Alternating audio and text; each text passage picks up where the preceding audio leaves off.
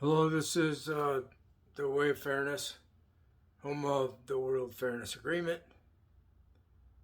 That's our focus, the World Fairness Agreement. My name is Stephen Childs. I'm going to talk about how things have changed drastically since I was, I don't know, in my 20s, say, when I, well, let's take it from when I heard of Gnosticism. That was in 85 and 1985. And so in 1945, that's when they found the Nag Hammadi Library. So it took 30 years to get it translated into English. It was a huge job, for one thing. And then there's like the opposition to truth that we fight against, opposition to truth and fairness. They had a difficult time getting it translated and published. A more recent discovery is the Gospel of Judas Iscariot. Oh, I had a huge struggle getting a copy. It took like 6 years. And I would try to find it, and my computer would have trouble, my mind would have trouble. And there was this powerful force opposing me. And the first time I read it, I was in such an altered state from this attack that it didn't seem the same when I read it the second time. It's very similar, but it seems like I distorted the meanings, or maybe I was given meanings in a transmission to go with it from my friends. Ken Carey wrote a book called The Starseed Transmission that I read it in the 90s, and I'm just tingling right now telling you about this. This is great stuff. There's hope. Wow, I'm just buzzing from this conversation, what I'm talking about, the spirit, the guru, the grace of the guru, the grace of God, the feeling of oneness, if you're secular, of harmony, of beauty.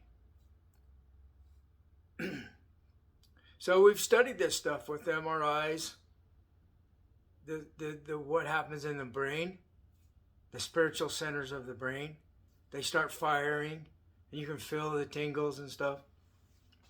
So the Nag Hammadi Library was a group of documents. It is. We have it. We have the documents. As opposed to Joseph Smith's fake Nag Hammadi, the golden plates. The only thing we have is the gold flakes that came out of the jar from the Nag Hammadi Library when they found it buried inside of a mountain. I'm ex-Mormon. I'm thinking, wow, that sounds like Joseph Smith's revelation. Very similar. And then he drew dog ears on the man's head in the it's in the Doctrine and Covenants. I think it's Abraham, the book of Abraham.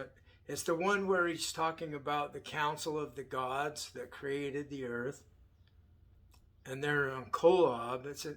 It's an extraterrestrial group. See, that's the way I interpret it. These days, they're not gods, they're godlike extraterrestrials. And the opposition is mixed into all this. So there's a group of extraterrestrials that are trying to dominate us unfairly. We got help from these others, and we're defeating the ones that we're trying to dominate. Now, if they join us, we forgive them. So This is about forgiving when people do us wrong every day, day after day.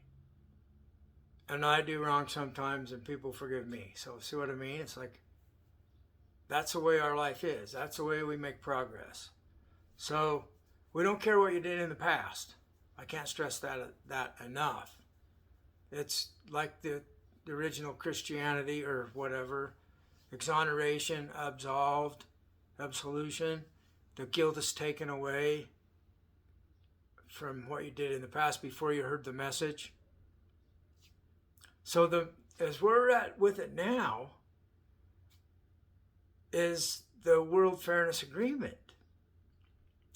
And I've had dreams showing me that that's what this is leading up to. And I've had dreams that they tell me I'm the only Christ on the planet. And some of the dreams is like telepathic communication. I'm wide awake. So I just call it dreams because it's a dream state mind that hears the message. And the dreams can be lies. This could be a total lie. So we'll see what happens. We'll see if it pans out, if there's any gold to be found in this. Or is there just imaginary gold plates again? I'm very excited that there's hope. We can get the governments and the religions to join with this, the World Fairness Agreement. We can really make it happen. There won't be war anymore. Humans will be in a new era. So the God shows up, but it's not an individual. It's the knowledge that together we're more powerful than that individual. So the I am God, he she, it loses to we are God. We are it. I'm a faith-based atheist, so if you're wondering what all this God talks about, what does God mean? We can change the definition, and it will change. In the dictionaries, it won't be the same thing in, let's say, 50 years or less. So it's oneness. It's all-powerful oneness. I don't think there was a creator mind in the first place because we have the gift of the knowledge, the gnosis, Greek word knowledge, of biological evolution. And we have the knowledge of the Big Bang or the equivalent of the Big Bang. So possibly life and consciousness came from no life and consciousness without anyone doing it. Just randomness. That's what I believe is true. So,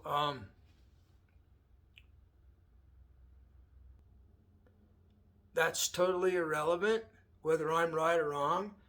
What's relevant is that we have this agreement of fairness from everyone. And we're not going to hurt you because we're going to forgive you. And it's secret what you did. Even what you did to me, it's going to be secret. So there's no reason to fight against this. We want to stop people from doing you wrong. That's what we're about. Everyone. Because like if say like for example, I'm having negative thoughts about a person, their appearance is not, I'm judging their appearance. That's wrong. I don't want people to do it to me, so I should not ever do it to anyone else. But since I'm human, I do. So every day I have to surrender my ego. It's not going to go away. That's why I have to give myself to the all-powerful oneness, so that I'm with the group and with the power. If I'm doing this myself, I'm going to lose. Just like the Gnostic story of this God that says, I'm the one that has all power, and I'm the only God.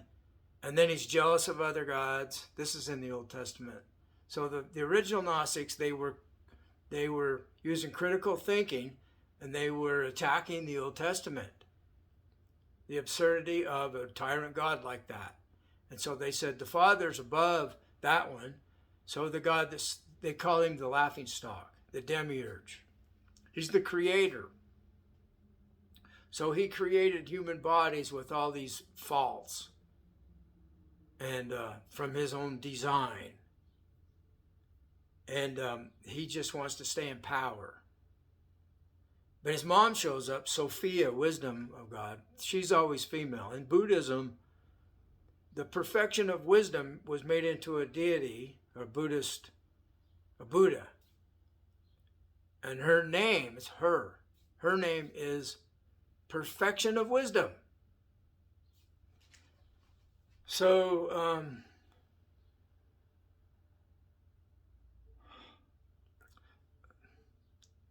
I'm very grateful for the help, So,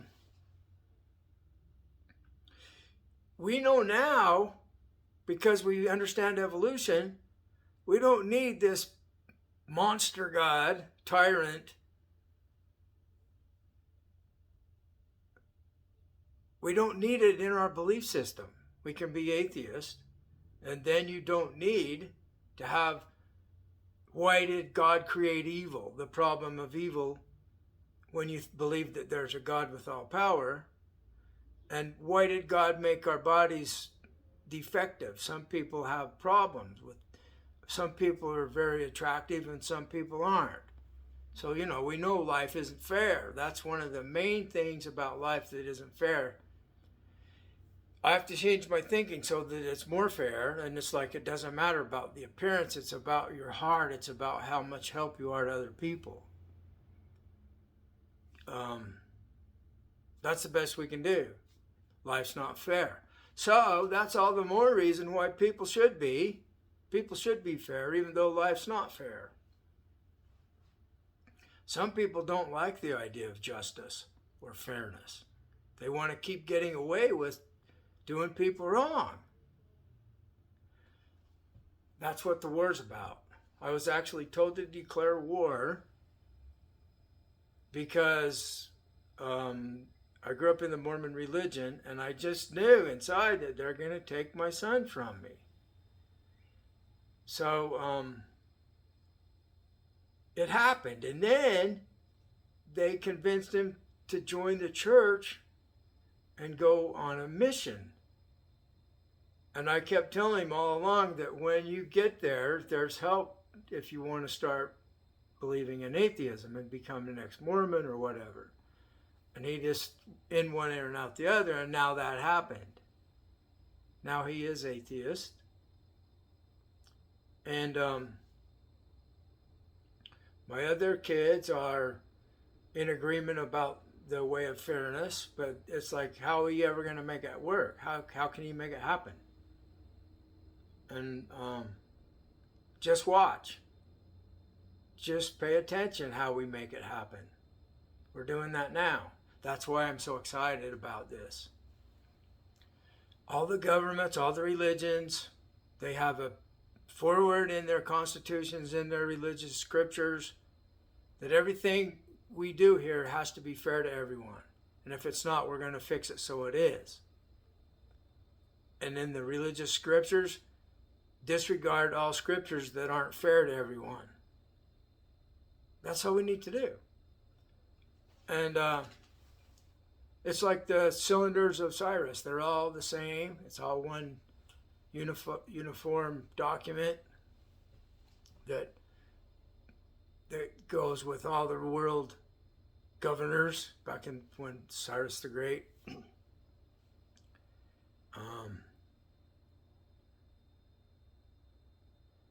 So we had this idea that we had to have a God that created us. So therefore, why did he create us all messed up?